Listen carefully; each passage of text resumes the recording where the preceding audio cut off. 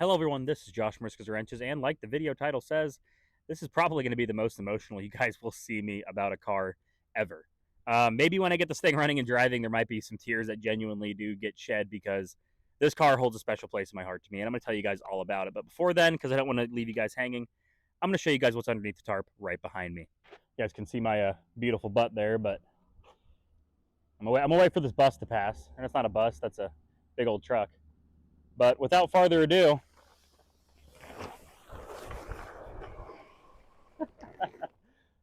it looks really bad, but there's a reason I love these things so much. Now, we're going to cast our minds all the way back to the good old days pre COVID. I'll have to look, but I believe I got my 1986 Firebird back in 2017. Now, I'm not going to bore you guys with all the details. It's kind of a sad story, but basically, didn't have an amazing home life, and the garage is where nobody bothered me, and it was my escape. So this Firebird meant a lot more than just being a hunk of metal with four wheels to me. It was my escape. And well, I originally pulled this thing out of a junkyard where it had been sitting for God knows how long. I don't know how many pictures I'm going to have here up on the screen. I'm going to have to dig back through all my old phones and Google Drives and everything like that just to find old pictures of this thing because I kind of, put it behind me. I didn't want to, stick on the past for so long that I couldn't let go of it. So I don't really have many memories of this car, but the memories I do have are pretty good. Like I said, I pulled this thing out of a junkyard where it had been sitting since the late 90s, early 2000s, is what I was told. The guy apparently bought it sometime in that area for the rear window for a different car, broke the rear window, and he was taking it apart, and it sat in the junkyard ever since. Now, it did have a completely and utter mess of an interior. However, it had a absolutely gorgeous exterior. The paint was faded. Like I said, the interior was bad. Every bit of, plastic trim and everything like that was sun bleached and everything. But this was originally a California car, and the junkyard it sat in was basically in a desert. It was sitting on sand, not on dirt. So this thing was immaculate. The floorboards were great. The T-top frames were great. The rockers were great. There was no rust on this car basically at all. The biggest body damage it had was some horses had chewed the front driver's side panel, or cows or something had just gnawed on it, and there were teeth marks. Everything else on this car was just immaculate. It had amazing bones to build a good hot rod out of. We went and picked this thing up when I was young. And the understanding is when I turn 18, I will sign the title over to me. It's my car. I put my money into it. I put my time, all that stuff. And sadly, I was 17 and a half. Me and my mother got in a discussion about it. And well, it ended with her saying, "This is my car. You're going to have to pay me $2,000 for it, or you're not going to get it." And it's kind of a soft spot. I, at some point, probably will forgive my mother about it because it's not her fault. She had some really bad mental issues, but it's still really hurt to have your own mother say something like that. So like I said, this car, it meant a lot to me. It meant a lot more than just, like I said, four wheels and a car.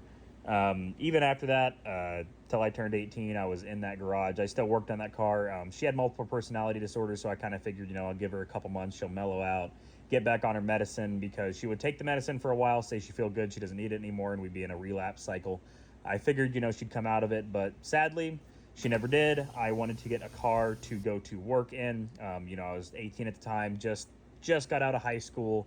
This was, when COVID was just starting to kick off. I was class of 2020. So it was just, starting to get in the throes of kind of a few places here and there were starting to lock down, a few things on the news that we saw.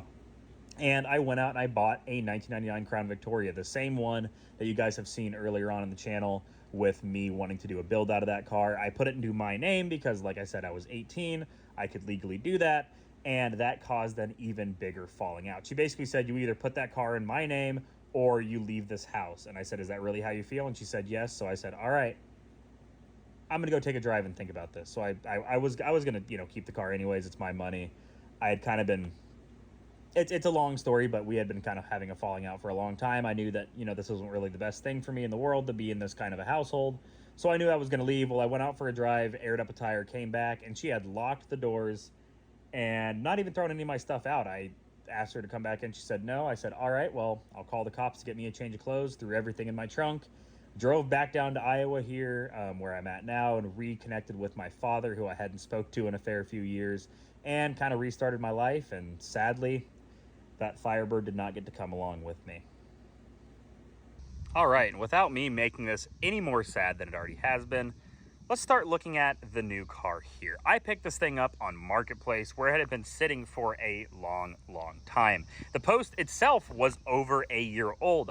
When I had that Scion that I traded that Chevelle for, I originally messaged the guy asking if he wanted to trade the Scion for this car, and at the time, he was not interested. Well, I was on Facebook Marketplace again, because I have, like I said, always had a soft spot for these cars, and it just kept coming back. Every single time I'd scroll Marketplace, about every month, it would show back up in my feed. And I'd go, you know what? I really do want that car. And I'd send him messages like, hey, I've got some motorcycles I'd trade. He's like, I don't really need that. I was like, hey, I've got this I got to trade. I don't really need that. And it just kind of, never really was going to work out. Then I actually had planned to pick up a 1991 Firebird that I finally got in contact with the guy of after lurking around for him for about a year. This thing was sitting back where I used to work, like a mile out of town. I saw it. I finally figured out who the guy was, got in contact with him. He said, yeah, I'd sell you that car for $600 minus the motor. It's got a hot rod motor, and that's the whole reason I kept the car, was to pull the motor out of it and put it in something else. And, well, we came to a price. I knew for a fact that thing needed some things, and I was kind of looking for a parts car. And he said, the listing of this thing said it was pretty rusty, and it is, but it's actually not as rusty as I originally thought it was. So that's a good sign. It might actually be the car I part out the other one to make good, because I think this thing might actually be less rusty than the one I was looking at. But I messaged the guy, said, hey, I'm buying a 1991 Firebird. I need a parts car or a good car that I can use the 1991 Firebird to make better. And I know you got listed for $1,500, but it's been up there for a while. I can be there today with a trailer with $500 cash in hand. And he said, you know what? I can't do that. The hood alone is worth $400. And you know what? He's right. That's honest. That's fair. The hood on it alone is a pretty nice hood. It's a Cal induction hood. It's fiberglass. It's actually a name brand. I'll show you guys that in a minute. But we just couldn't come to a price, and I said, that's all right, no hard feelings, but you are like a 4-hour drive away from me, so I can't really justify it unless I get it for a price that I can't say no to. And I just can't do the $1,000 that he wanted. And he said, all right, that's cool. And about an hour went by, and he messaged me back. He said, look, it's my son's car. I talked to him. He said if you came and got it today, he'd do $700. And well, I brought my buddy Andrew out, the guy that you've seen in all the Camaro and all the other builds that we do here on this channel. My car buddy that lives like 20 minutes away from me. We went out, drove, and picked this thing up, and I could not be happier. Now, this is kind of just going to be an introduction video to kind of my history with these cars and this car in general. We're not going to be working on it much this week. It's extremely hot or extremely raining, so I don't really want to, be out here in 100 and some odd degree weather or rain working on this thing. But this thing on the outside doesn't look too bad. It's got a little rust spot right there. It's got some rust back there. The floors are hit and miss where it's nice. But where this thing is really bad is the interior. Let me show you guys here. Number one, this door does not open very smoothly. And number two, this seat is completely broken off the track. The dash is all chewed up. There's no door card here. The rear seats are gone. Like I said, the interior is really chewed up. But if you look deeper, there are some good things. Most of this dash paneling, apart from the dash pad itself, is still pretty all right. It has 195,000 miles on it. I don't know if the motor has that. We'll get into that in a minute, but I'm pretty sure it's not the original motor. It has an automatic transmission. The center console is gone, but these T-tops are in super good shape. There's a wasp just flew into here. I've been trying to kill this wasp for like the past couple days, and I really want to kill him. He's one of the ones that survived the Chevelle. He was one of the ones that was in there, and he survived the Chevelle. Come on, I can see him. He's hanging out in there. Come on, get out of there. He got away. Where was I? Yes, these T-tops are glass. The one I was looking at, and that 1991 one has the aftermarket plastic ones. I'm guessing the glass ones on it got broke, or they sold them or put them on something else. But it's got some junky plastic ones that I didn't want. I wanted actual glass ones. These things are in great shape. The rear glass is in pretty darn good shape. This rear hatch itself doesn't latch. I'm gonna have to figure that out. But the glass itself is in good shape. And most of the body on this thing is actually in pretty darn good shape. There's not really a lot of dents or dings on it. It's just got, some rubbing where that door has been rubbing and some rust, but these Bumpers are in pretty good shape. They're not my favorite generation of bumpers. I don't really like it. The last couple of years of this thing with this aero pack and all that stuff, they're not really my cup of tea. Taillights are broken out, but that's all right. I don't really like those either. The passenger door is actually in pretty darn good shape, as normally most of these, most of any car, the passenger door doesn't get open nearly as often as the driver's door. So the passenger seat's pretty all right. The passenger door is pretty good. The seat itself is not broken off the tracks, so that's a good sign. The T-top, like I said, still good on this side. You can see right here, it wasn't a Trans Am. Sadly, it was just a base model Firebird, but the old Firebird emblem is right there. Trying to get one of these things for a reasonable price anymore is just insane. Like, I paid $500 for my old Firebird years and years ago, and I paid $700 for this thing, and that's still a pretty good deal for what these things go for now. Like, basically every other one on Marketplace is $1,000 and up, and those are normally, again, base model Firebirds. They're not Trans Ams, they're not WS6 cars, they're just Firebirds that are hard tops and basic. Some of them even have V6s, and people still want like $1,200 for them, and some of them don't even have titles for that price. So I figured with the wheels, again, that I do like I said, this thing's got a lot of parts that I thought originally I'd pull off and put on that other car, but I'm starting to warm up to this car the more and more I sit around and chill with it. Like I said, it's probably a little bit of nostalgia, but it also is just kind of a cool car. This thing is kind of a mismatch. I don't know if it rolled out of the factory like this, that had some weird option package, or it was just a guy who had a bunch of these cars laying around and he built this thing up to what he wanted. Because this front bumper here is not a 1992 front bumper. This front bumper looks identical to my 1986 car. It is a flat nose. It's not a pointed nose like this car should have had. So that's number one. Number two, back here on the steering wheel, the steering wheel itself is not a 1992 wheel either. The 1992 wheel had a big old airbag in the middle. I'll show you guys a picture here, and it's actually what that other car, the white one, has. That white one has the, the wheel that it should have. This thing has, like, I believe this is like a 1987 through 1989 wheel.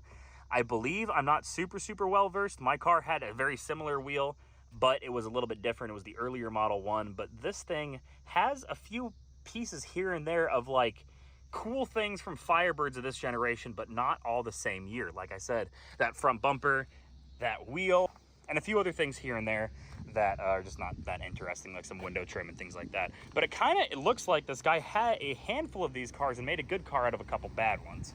And well, to me, that's the same thing I'm gonna do. So it's already got the blood that I like in it, which is the junkyard energy of, being sat in a field forever, being 15 different cars put in one, and just a good old muscle car. Now, another thing this guy did love was CB radios. You can see it had a hookup right there for one, a big old antenna right there, which I do love. It kind of reminds me of Smokey and the Bandit. And it has a hookup back here, and this thing has a crap load of wires. It also has a trunk mounted battery, which is not standard.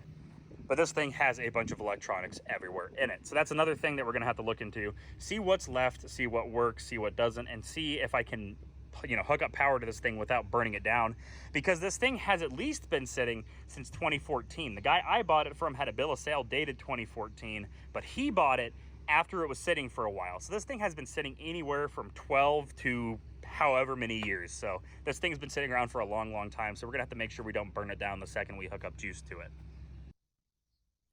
Now, like I said, we don't know anything about this motor, this transmission. It has like 200,000 miles on it, I think like 198,000, something like that. So it wouldn't surprise me if this motor's been swapped with something else, or if the motor's just worn out and that's why they parked it, locked up, blew a rod. Don't know. I haven't even checked the oil in it. But the upcoming videos on this channel will probably be full of Firebird things, whether it's this white one or the yellow one or the white one I'm going to be dragging home. These things hold a special place in my heart, and I really want to go down the road and finally fulfill that dream I've had since I was 15 and picked up my 86 of driving a T-top Firebird down the road with a V8 blaring.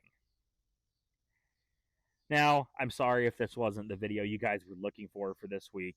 It's not, super upbeat. We're not getting this thing running. We're not doing burnouts. We're not going middle of nowhere to pick up another cool car. I just kind of wanted to tell you why this car means so much to me and why I'm going to be doing a lot of content on it. And if you see me in the background getting ready to cry while I do something like that, you guys will know why now. But this was Josh from Riska's Wrenches. I hope you guys are having a good one. Just know that if you're growing up in a bad household, you're not alone. A lot of people have been through that. You'll get around it one day. You'll get over it. One day you'll be able to move out and make something of yourself. Look at me. I started off with clothes on my back and the trunk of my Crown Vic, and now I've got a shop where I work on cars and make stupid comments online. Hope you guys are having a great day, night, week, whatever it is. I hope you guys are having a good one. I love each and every one of you guys. You guys are awesome. I hope you guys have a great, great day. I'll see you guys in the next one. Peace out and bye-bye.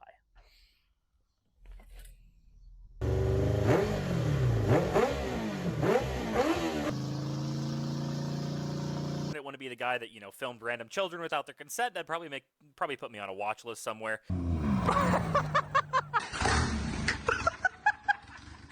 Mr. nicknames his private member Lazarus because he has risen from